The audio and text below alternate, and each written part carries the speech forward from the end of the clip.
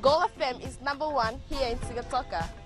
Gold FM is our favorite radio station here in Lautoka. Gold FM is #1 in Nel. I love listening to Gold FM in Ba. We love listening to Gold FM, only the classic hits here in Suva. Hear about bottled cola, you immediately think of gold. I'm Josephine Sabi and I love hearing Gold FM. Gold FM, only the classic hits.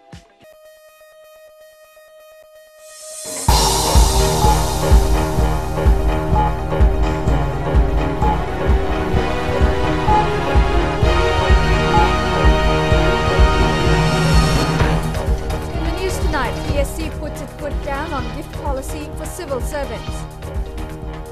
Social welfare reform showing positive results. And investigations against online boutique almost complete.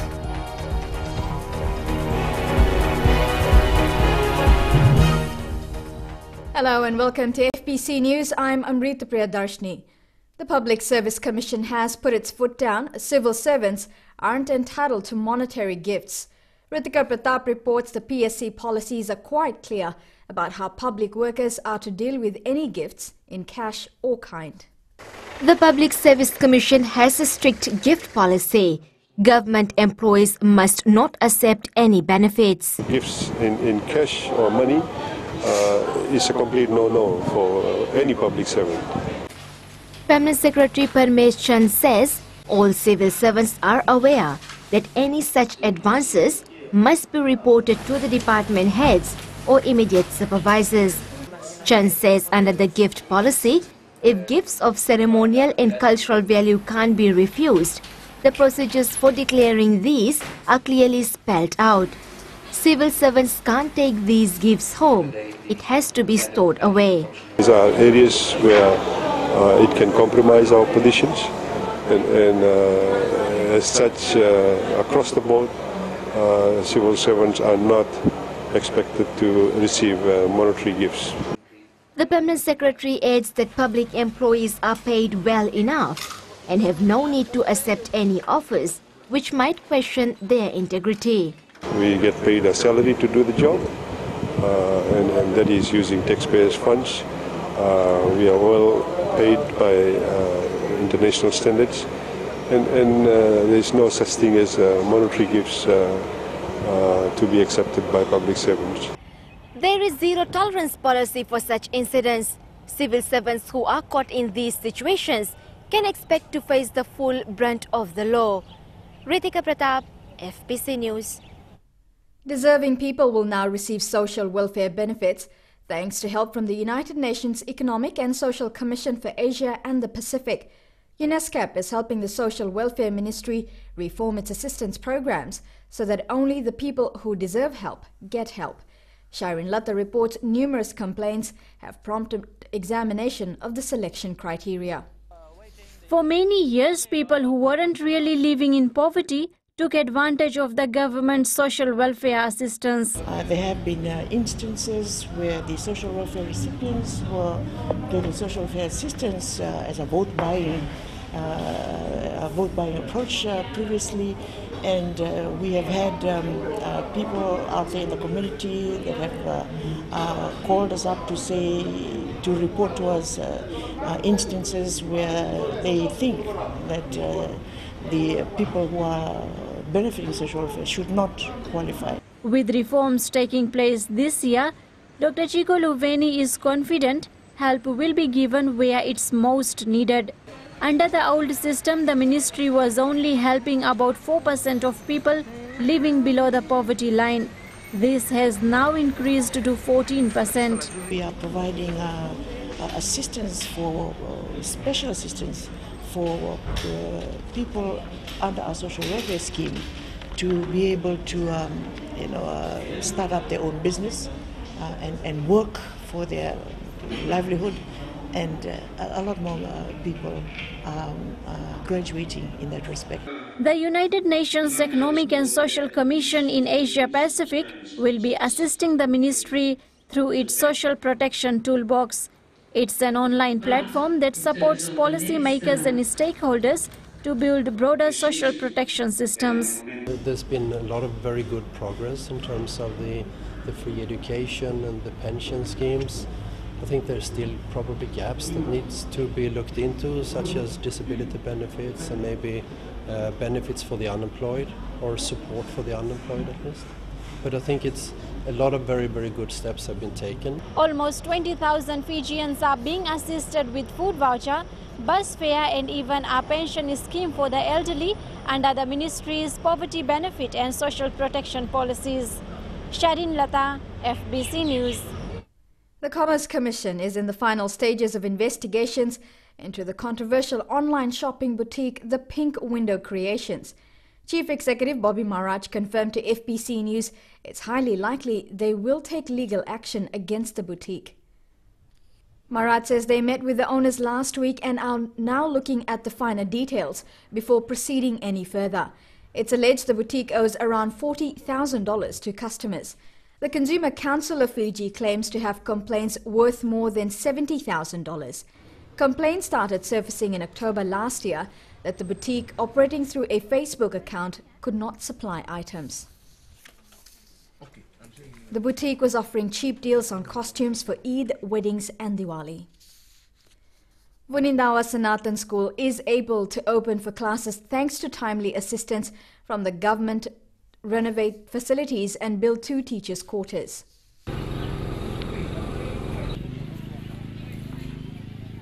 And 16 students hasn't been upgraded since it opened in 1942. Engineers from the Republic of Fiji Military Forces did the repairs and renovations worth $150,000 after Prime Minister Vorenge Bainimarama visited the school. Mudliar says accommodation has been an issue. We do have a problem of staff sharing quarters here. I am sharing with a fellow master. And there are 2 lady teachers there that's sharing, and there's another ladies that are sharing in this quarters. So we do have a problem of quarters. But now, since it's coming up, it's going to be, a blessing. Like I said. Coming up, Vunindawa School received much-needed upgrade after 60 years.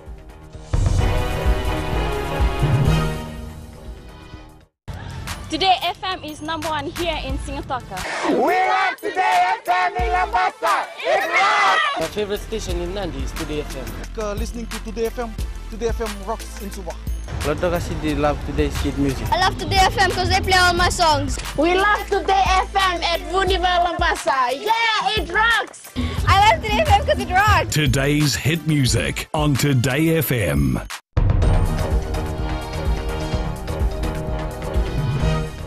Welcome back here with FBC News. Outgoing Director General of the Secretariat of the Pacific Community, Dr. Jimmy Rogers, has thanked the Fijian government for its support to the organization over the years. Dr. Rogers was speaking at a farewell function held at Government House last night. Vosita Kote Wasawasa reports.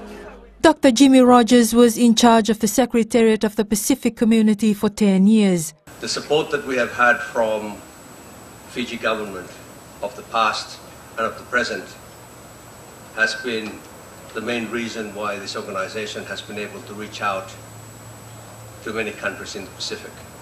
Foreign Minister Ratu Inoke Kumbuombola, in paying tribute to Dr. Rogers, said Fiji is grateful for the instrumental role the SPC has played over the years. We can only visualize the mammoth task which Dr. Rogers has had to perform. I wish to congratulate and commend Dr. Rogers for his very instrumental steering role in SPC's efforts to provide effective regional services to all the 22 Pacific Island countries and territories in partnership with the development partners at both regional and international level. Kumbuombola adds that as head of the SPC, Dr. Rogers was committed to lifting the standard of living across the Pacific. This was a demanding role for not only responsibilities, but commitment and capability to lead towards visions and foresights that actually made a difference in enhancing Pacific lives. Dr. Colin Tukuitonga of Niue took over as the Director General of the Secretariat of the Pacific Community from yesterday. Posita Kotiwasawasa, FBC News.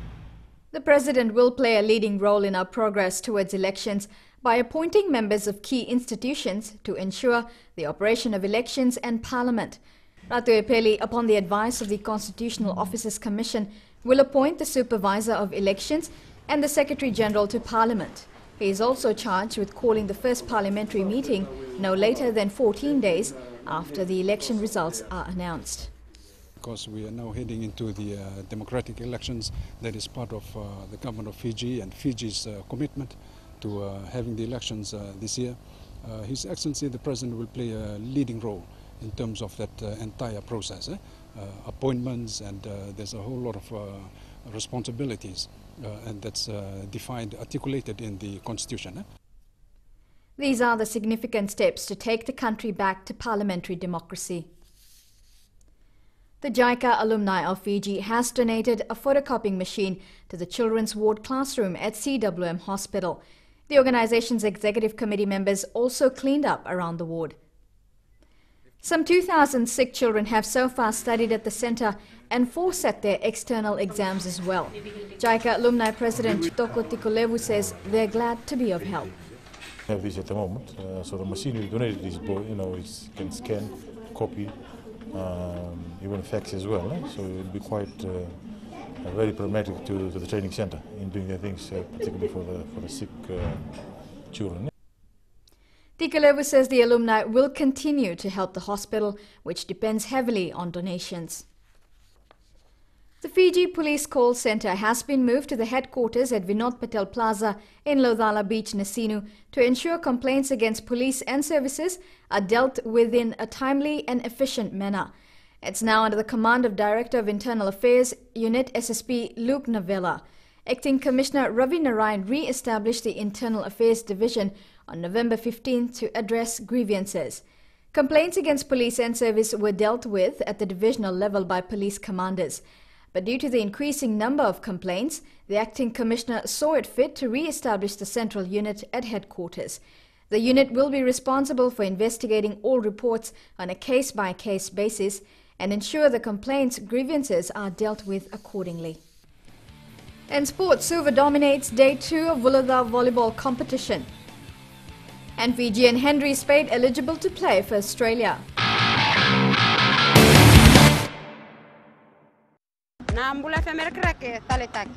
Gonga elambasa Mbula FM number 2 na series. Ndo tali tak na borong ng Mbula FM number 2 na series su. Kau buat juga gerak-geraki au rebot juga nistima au ndo tali tak na borong ng Mbula. Bola bina Fiji, Mbula FM number 2 singatoka. Bola bina era roga. Mbula FM number 2 tikonga. Mbula FM number 2 na series.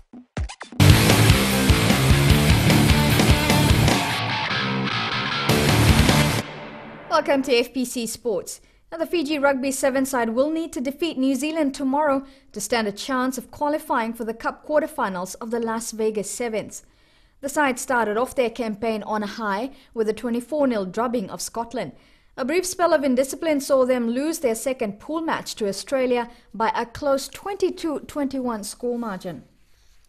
And Fiji will face New Zealand in a must-win clash tomorrow at 9:50 a.m. Fiji-born Brumbies winger Henry Spade will be eligible to represent the Wallabies from September. The International Rugby Board Committee ruled today that the 25-year-old can represent Australia from September 11th this year. Under IRB laws, a player is required to spend 3 consecutive years in a country before being called up for international representation. Born in Suva, Spade played for NZ Province Waikato from 2008 to 2011. The ruling means he is ineligible for this year's first 2 Bledisloe Cup matches and a home clash with South Africa, but will be free for the rest of the Rugby Championship.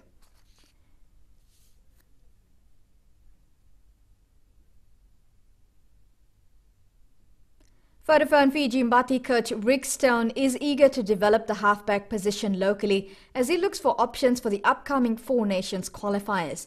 Stone admits it may take time, but is adamant that it should prove to our advantage when we face Samoa in May. Chalindao Zakadaka reports. The 2013 Rugby League World Cup identified 2 standout halfbacks in the Mbati side in Apisai Koreisau and Aaron Groom. But Stone wants to see local players taking up this pivotal role to match their overseas counterparts. Something we've been working on both in Fiji and back home in Australia. Trying to identify some of our young halves and bring them forward a little bit and try and fast track a few players. you know, it's an ongoing process. It's not finished for us. You know, I've got some good young halves sort of coming through in Australia, and I know we've got some good young halves here in Fiji as well. Stone says there may be even space to bring in understudies to groom them for the international stage. Those boys who played last year are a fair chance, but we're still looking to develop sort of halves, and possibly might bring a couple in a development role as well, just to try and fast track them a little bit as well. The Newcastle Knights assistant coach is looking to secure the best possible players to bid for a place among the top 3 rugby league nations on the globe. Chalendo the Kavak, FBC Sports. Nandi and Ba are currently locked in a 1-all draw in the Pele Garments Champion versus Champion series at Churchill Park. Ba opened the scoring in the first half through Maviliko Nakama before Uraya Loki equalised for Nandi after the breather. The games has gone into extra time. Meanwhile, Lambasa have brought the high-flying Nandronga side back to earth with a 3-1 drubbing at Subral Park this afternoon. Striker Joseph Mishra scored the opening goal before coach and player Peter Bolaitonga netted a double. Nandronga could only manage a consolation goal to Watisoni Kamoka. In other games, Rewa will host Lautoka at Ratudakambau Park in Nosori tonight, with Navua to take on Suva tomorrow afternoon. Today, FM Suva side has booked a spot in the semi-finals of the men's division in the Volleyball Championships, which is underway at the FMF Gymnasium in Lodhala. The side defeated rivals Rewai in the first quarter-finals and will now await the results of the remaining games. Gold FM Suva will take on Nakasi, Rewai 2 face Kinoya Gold, and Security Forces meets up with Bula FM Suva. Meanwhile, in the women's division, the Anaseni Loli-led FBCTV Suva beat USB 1 by 2-1 to clinch a spot in the semi-finals. The finals of the men's and women's competition are expected to be held at 8 p.m. tonight.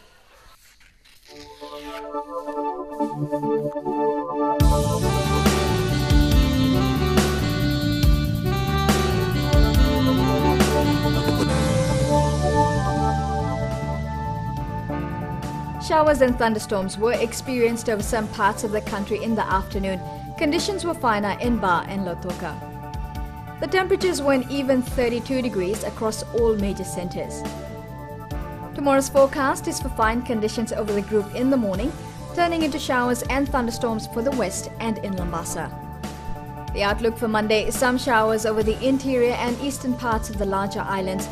Elsewhere, isolated afternoon or evening showers and isolated afternoon or evening thunderstorms are expected. A quick recap before we go. PSC puts its foot down, saying cash gifts to civil servants is a no-no. Social welfare reform showing positive results with the right people now receiving help. And investigations against online boutique almost complete. Now we ask this week's poll question. Is our Sevens team to Las Vegas Ben Ryan strongest since his appointment as coach? Visit the FBC website to take part. Remember, you can send us newsworthy pictures and videos on email, citizenseyes@fbc.com.fj, or share it with us via our Facebook page, FBC News. Or if you're on Twitter, follow and tweet us your tips at FBC News or simply hashtag FBC News. That's news for tonight. I'll be back tomorrow evening. Good night.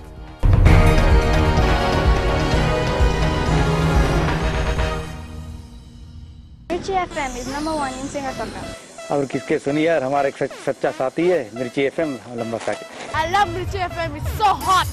देखे में लाल खाए में हाय tangi tauwa में Mirchi FM is hot. Here at Rugby Town, Singapore, love listening to Mirchi FM. Mirchi FM, it's hot.